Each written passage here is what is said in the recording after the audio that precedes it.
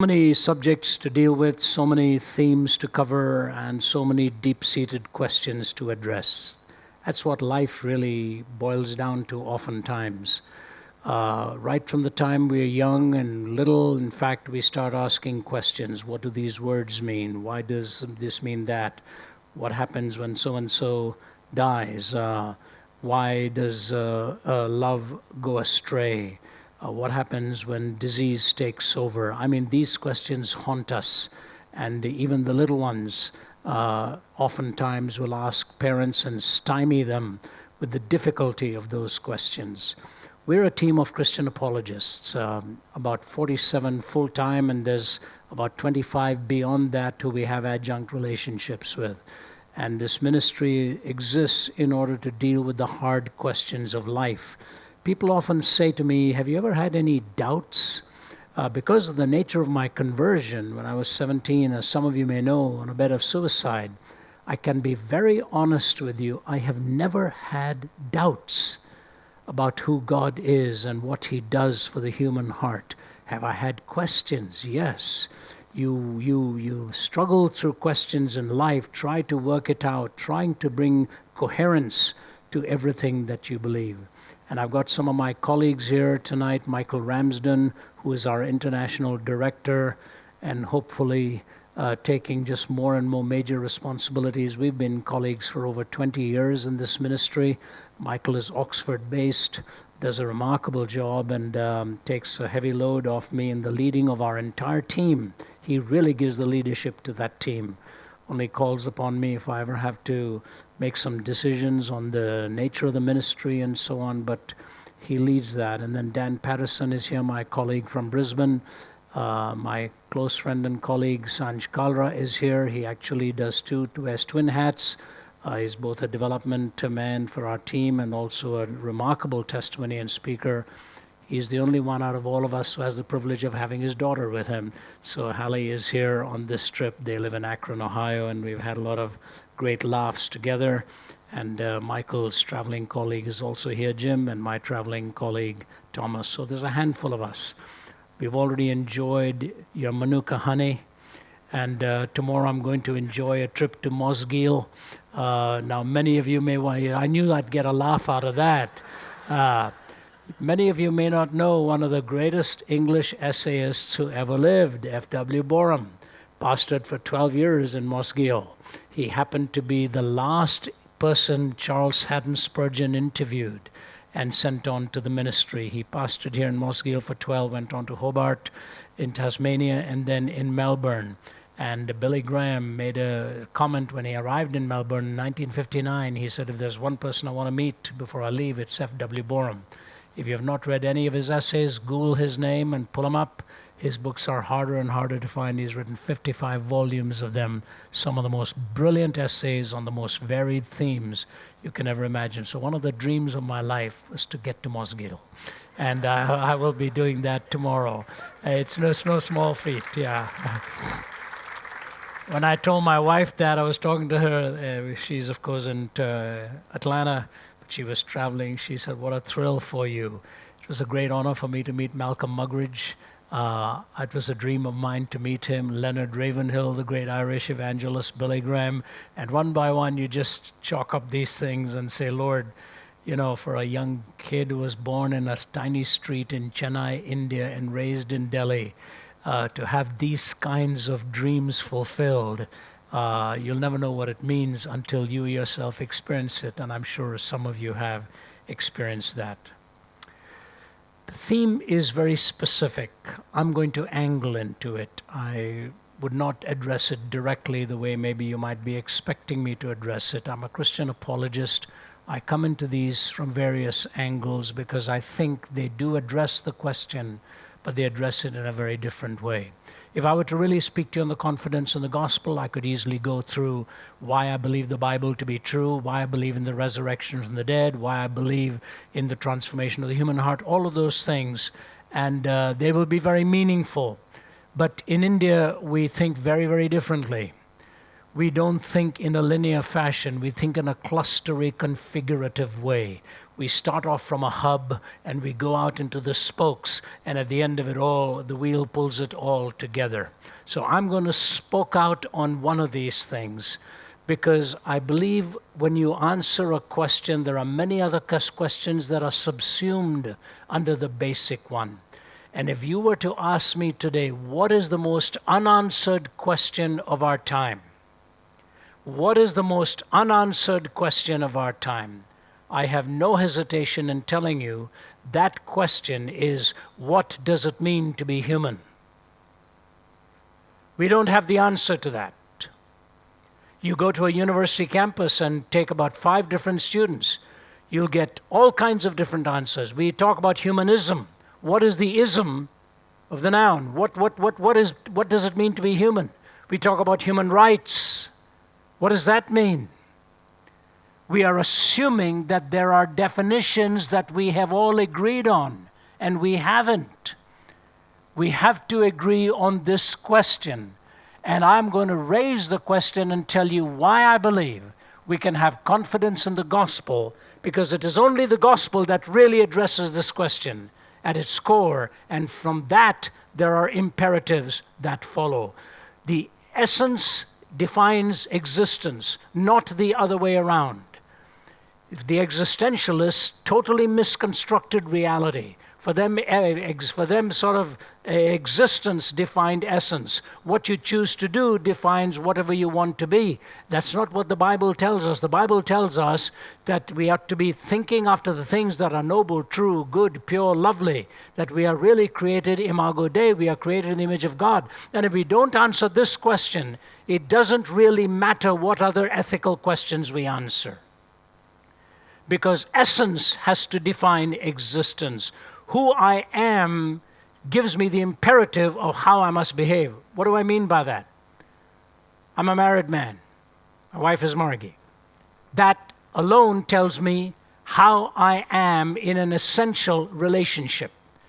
That then defines how it is I have to behave outwardly in all other matters that would threaten that one relationship. And if you don't come to terms with that, we end up with a world that we now have, where for the first time, numerous issues are left unanswered and undefined. After 5,000 years of civilized history, we have become the first generation that has redefined so many things that were very clearly defined for 5 millennia, and we have changed those definitions.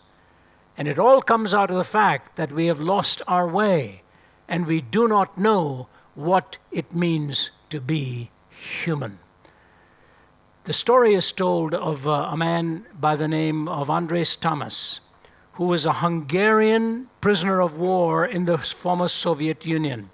He had got into that, he had become a prisoner when he was about 18, I think, and he was released in his 70s. So he'd been a prisoner, he had been there for 55 years, and a lot of that time he had been in solitary confinement. So when they were opening up the prisons in the former Soviet Union in the year 2000, and they were emptying out, they wanted to kill this man because they said he was totally insane. But somebody pleaded and said, why don't we bring a Hungarian psychiatrist? Let them examine him before you do away with his life. So they brought a Hungarian psychiatrist in, they examined him, and the man said, he's not insane. He's not talking gibberish. He is talking an old Hungarian dialect. If anything, you have nearly made him insane. Give him back to us, and we will make him well. So they released the papers, and he was put into a wheelchair, and as he was being wheeled out, he made his first request. If you haven't read his story or heard me tell it elsewhere, you would never really guess what he asked for. The first thing that he asked for was a mirror, because he hadn't seen himself in half a century. So a strong, virile, vibrant youth, age 18, now 73. And so they give him a mirror, and he takes a look at his face. He couldn't stand it for more than a split second. He turned the face of the mirror down, covered his own face with his hands, and burst out into uncontrollable sobs. You see, you and I take it for granted, don't we? We wake up in the morning, look into the mirror, put on all innocent forms of disfigurement, and then we walk out of there to be seen the way we wish we were always seen. And so we take a look at that and we make adjustments, we make changes out of respect for others and out of self-respect too. Is there a mirror for the soul? Has God given us something to tell us what we were meant to be? And I'm going to sustain for you that the confidence I have in the Scriptures is so deep. It's the only source from which I can find my definition and my explanation of who I am and why I think the way I do. The psalmist says this, when I consider your heavens, the work of your fingers, the moon and the stars which you have set in place, what is man that you are mindful of him, or the son of man that you visit him? Fascinating that he reverses our order.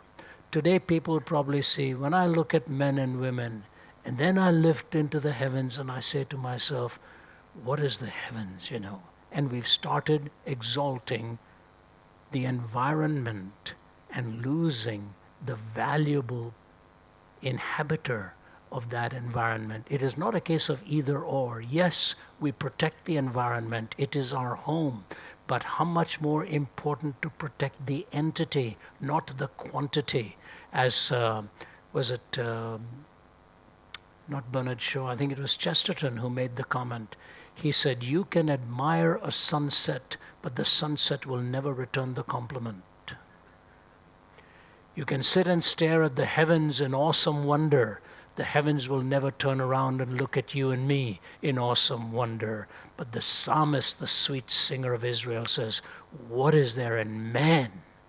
What is there in us that you're mindful of him? You have made him a little lower than the heavenly beings, and you have crowned him with glory and honor. This glory and honor that our Creator has crowned upon us, it is that we have to think about. Think of the great Stephen Hawking. If a naturalist ethic had been put into place and somebody had predicted that he was going to suffer from Lou Gehrig's and with this disability, or somebody would have probably argued for his elimination in the womb. I've no doubt about it. Because that's all they would have known. They would not have known of the enormity of the mind of this man, who can repeat equation after equation after equation for 20 to 25 pages, and then pause and tell his secretary to go back 20 pages and change one number. It is the moral framework that kept a man like that alive from the beginning, and a moral framework that has sustained a life like this. I often think of the number of lives we may have eliminated.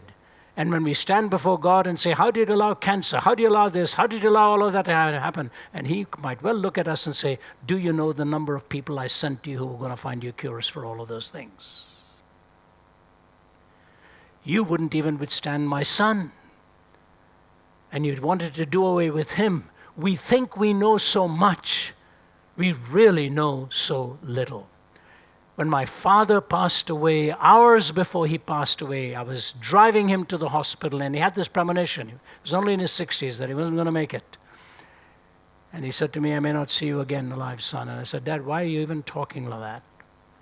But it turned out, and then it turned out to be true. And here's what he said to me. He said, when I knew you as a little boy, I made so many mistakes. I thought I knew so much. He said, your Heavenly Father knew a lot more about you than I did, and I'm sure glad he won out. We need to humble ourselves and recognize we know very little, but God has crowned every one of you with glory and honor. How do I see this story? I see it in 4 simple terms.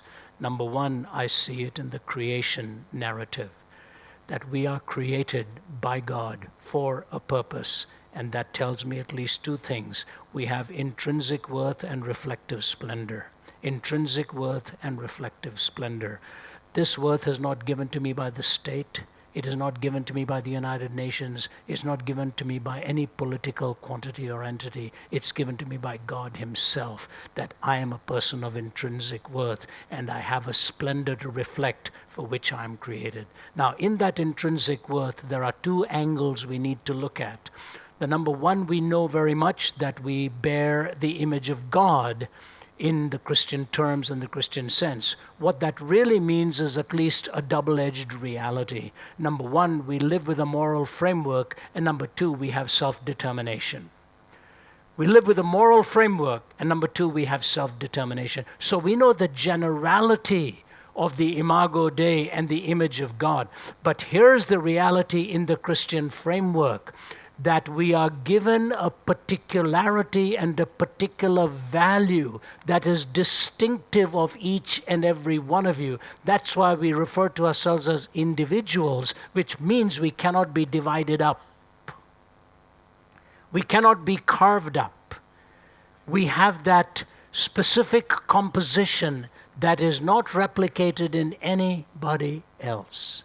You see, when a child is lost, you may have another child, but you never ever replace the one that is lost.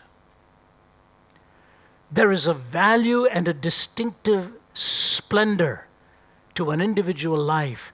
Please draw contentment in the fact that you are hardwired and softwired the way God intended you to be. My ethnicity is God's gift to me. I did not choose it. It's his blessing and gift in my life. I have to celebrate it and accept it, that this is the way he has made me. I did not choose to be born where I was born and when I was born. It was purely under the sovereign will of God. Now, I want to illustrate this, what I mean by all of this. It was in 2006 that this story happened. My son, Nathan, he's the third of our three children. We have two girls, Sarah, Naomi, and Nathan. Nathan went to Taylor University in Upland, Indiana.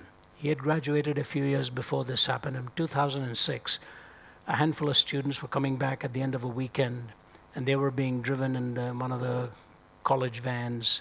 It's out in a sort of desolate place, Taylor University. And they were coming along this single-lane highway or something, and a truck, a big massive truck, crossed over the median and slammed into this van, and just about all of them were killed. But one or two of them made it, and one of them was a girl called Laura Van Ryn, but badly mangled and so on and so forth, and she is lying in the bed, and her parents are told that she is still alive. And so the Van Ryns arrive with, as far as I remember, her boyfriend. They were by her bedside for days. But as she was coming to, they would be talking to her, and the boyfriend kept saying, something is not right.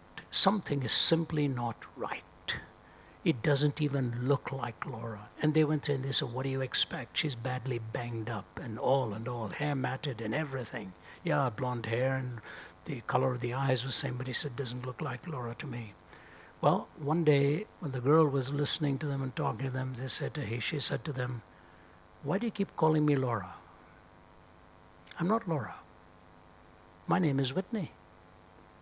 My name is Whitney Sirac. And this just stunned them. So they called the authorities and said, was there a girl by the name of Whitney Sirac in the van? He said, yes. He said, you better call the coroner. We've got a problem on our hands. The girl that you told us was our daughter Laura. He says, she's not Laura, she's Whitney Sirac. So the coroner was called, and sure enough, he hadn't done the DNA testing and gave the wrong information, and he had the wrong name, the wrong girl. And so all of a sudden, the Sirac family that had already conducted the funeral for their daughter and buried her had actually buried Laura in that grave, calling her name Whitney. And now, all of a sudden, the Van Ryns, who thought they had their daughter, find out it's not the daughter, and they go to the grave, and the names have to be changed and all of that. You see, life is intrinsically valuable, but there's a particularity to your life in the eyes of God. That's how God sees you and me in the Judeo-Christian worldview. You didn't give yourself life. You were given a name, but the life was not given to you by yourself. And in the gospel story, when we say, what is there in man that you're mindful of him? It is for this very reason that he looks at the glory that is in humanity, but he often changes the names of the people. You were Saul, you will be Paul. You were Simon, you will be Peter. He considers the essential strength within you, and the name was then given for the mission and the calling to which he was leading you.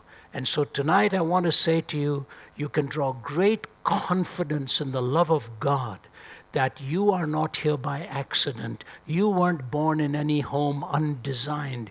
He knew you from before you were in your mother's womb, and he has a particular vision for your life, which if you will truly receive and accept, you will find that fulfillment, that he has made you for a purpose, and he will fulfill that purpose in you. I wrote a book called The Grand Weaver, and I think in that book I told this story, if I'm not mistaken. My family has always been a great lover of dogs, and I've always had a challenge with that because I've lost a lot of my valuable things to our dogs. But we had one of these puppies, and I had gone to Thailand once on a trip, and I saw a beautiful piece of jewelry for my wife. And not expensive, but the stones were so colorful. The ties are very delicate in their designing. So I bought my wife that, and I was waiting for the right day to give it to her. And I gave it to her in the kitchen that night, and she was so enthralled by it and left it on one of the side tables there in the kitchen, and she was so happy. I wake up early. And so I went to make myself a cup of coffee, and I'm hearing this crunching. Yeah, you guessed it. I said, what is this crunching noise? And this was a puppy. And I looked in the direction of the puppy, and that beautiful piece of jewelry was now garbage. She had chewed this thing up, and she just looked up at me. What do you say? You know, Sir Isaac Newton had done a lot of work on a lot of research, and he piled it up on a table with papers and left his candle there when he'd gone to get himself some tea or something. And by the time he came back, the dog had knocked that table, and the candle fell over and burned a stack of his papers. And he looked at her, the dog, and said, you will never know what you have done. What else can you say? The dog has no recognition of the substance of what has been lost. When I say to you that every hair on your head is numbered, and God says that to you, what he's really saying to you is, he knows you through and through. Intrinsic worth, reflective splendor, the particularity of your value. Isn't that such an incredible truth needed for our time by virtue of creation, where individuals are disposed and all kinds of tensions now abide? Number two, from creation we've got the incarnation. With the incarnation we see two things: the absoluteness of the moral law and the supremacy of love. The absoluteness of the moral law and the supremacy of love. The moral law exists whether we like it or not. We simply cannot ignore the moral law. It is there. And so when a man takes a sword and chops off a person's head in front of a television camera and says he's doing it for his political theory or his religious view, you stand there and just say, when did you go so insane? When did this happen to you? How did you lose the value of this life and don't even have the courage to show us your face? You cover your face and lop off one head after another and dehumanize individual. There's a moral law that exists, but beneath it all is the supremacy of love. Only in the gospel do you have one who pursues and comes and seeks to save that which was lost. He leaves the 99 to go looking after the one, but he comes pursuing you in a way till you and I can recognize what Francis Thompson says. I've led him down the nights and down the days. I've led him down the arches of the years. I've led him down the labyrinthine ways of my mind, and in the mist of tears I fled down titanic glooms of chasmed fears. From up vistayed hopes I sped from those strong feet that followed after. And he ends his poem by saying, thou, poorest, blindest, meekest, I am he whom thou seekest. Thou dravest love from thee that dravest me. You drive me away and you drive love away. You drive me away and you drive love away, says Francis Thompson. Last year in December, I was speaking at the Mother Teresa Awards for courage in the face of terrorism. Every speaker was a Hindu or a Muslim or a Sikh. I was the lone Christian voice out there to speak. And they were talking about this young boy who laid down his life for his friends in Bangladesh. A band of these thugs came in and asked them to repeat some sacred verses from their holy book, and if they couldn't repeat it, they were gunned down in cold blood.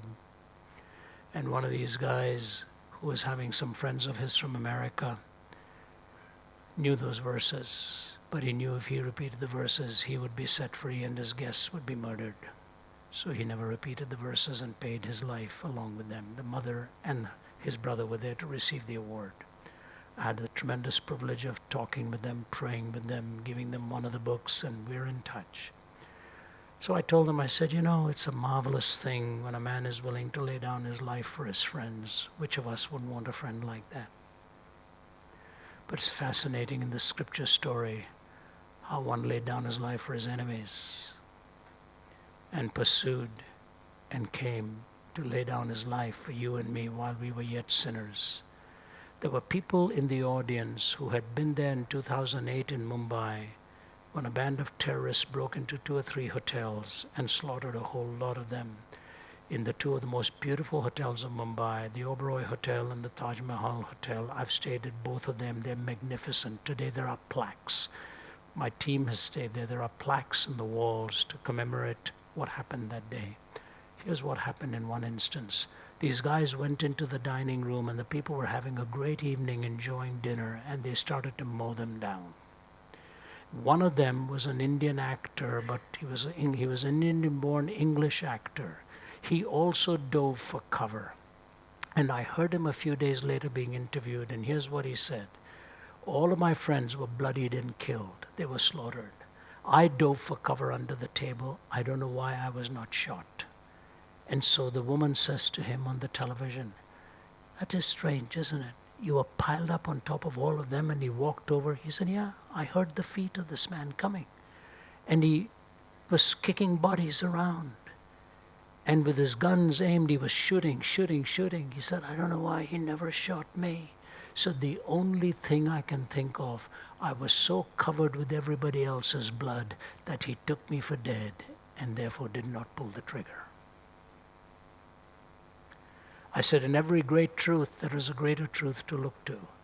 And I said, you and I, covered by the blood of Jesus Christ, are rescued and raised again to new life because he has paid with his life.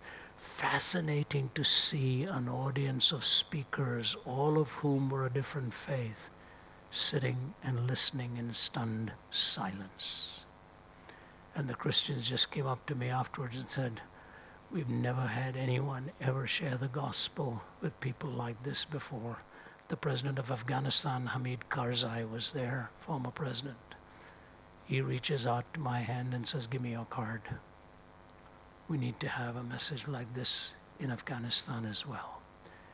The shedding of Christ's blood for you and me. So it's not only the creation, it's the incarnation that gives us such confidence of our value and our worth, where the Word became flesh and dwelt among us full of grace and truth. You will not hear this anywhere else.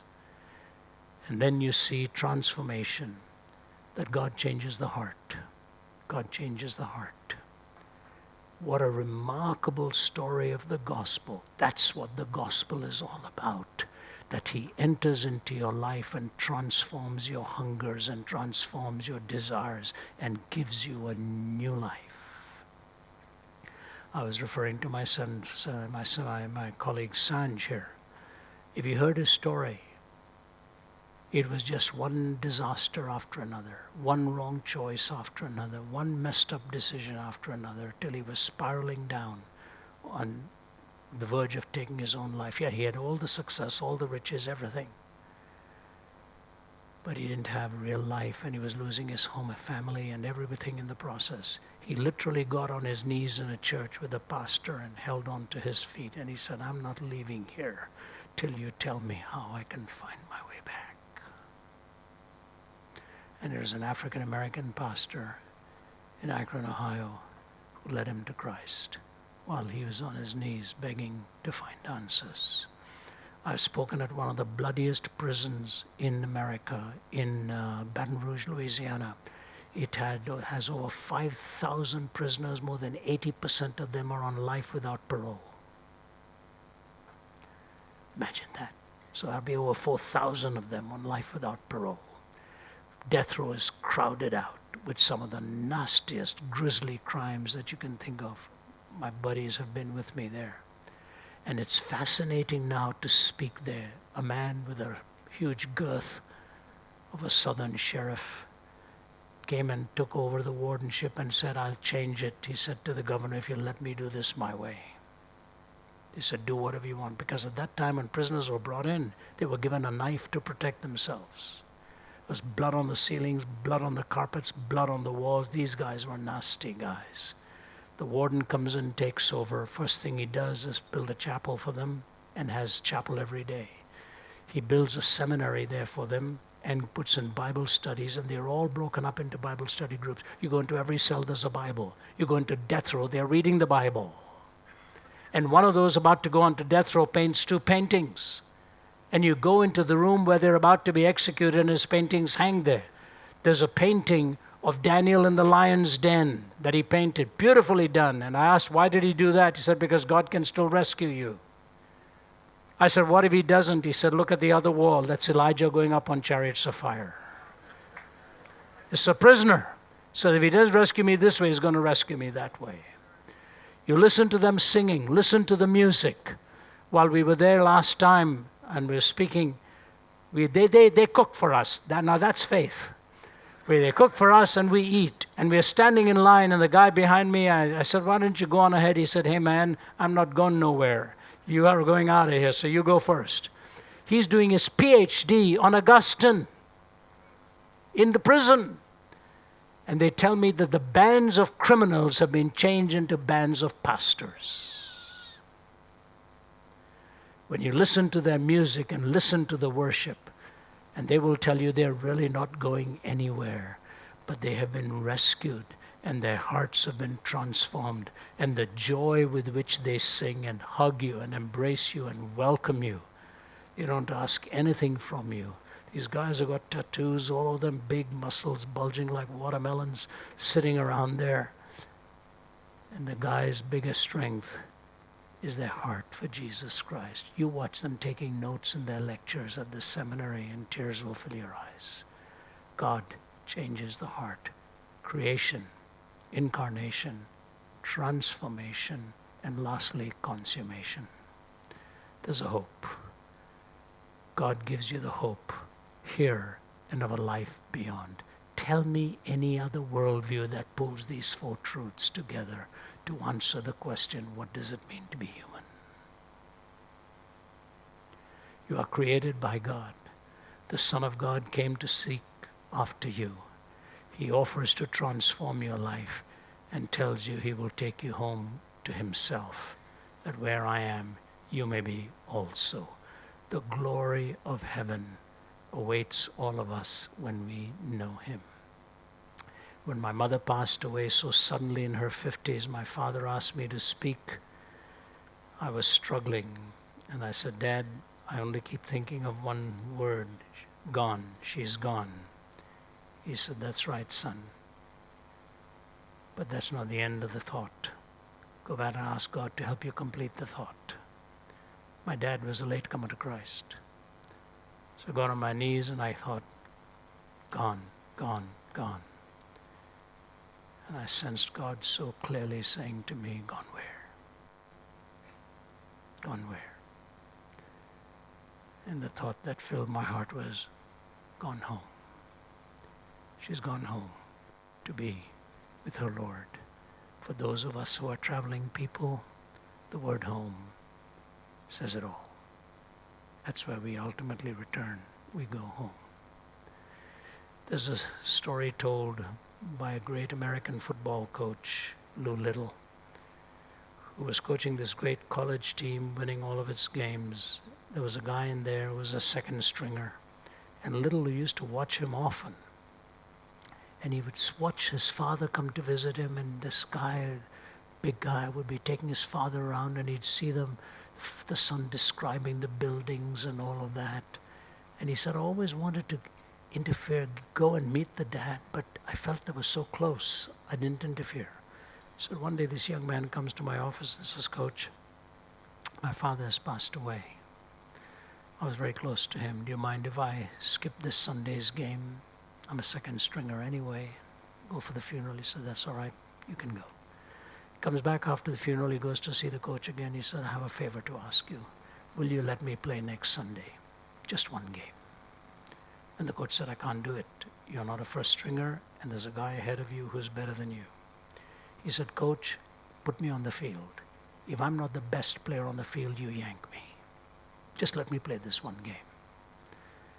And a little bit out of sympathy, he allowed the guy. He turned out to be the man of the hour, brilliant in his execution of the game. So the coach called him after that. He said, you did that for your dad, didn't you? He said, yes, sir. But you see what? My dad was blind. And this is the first time he was going to see me play. And I wanted to play this one for him.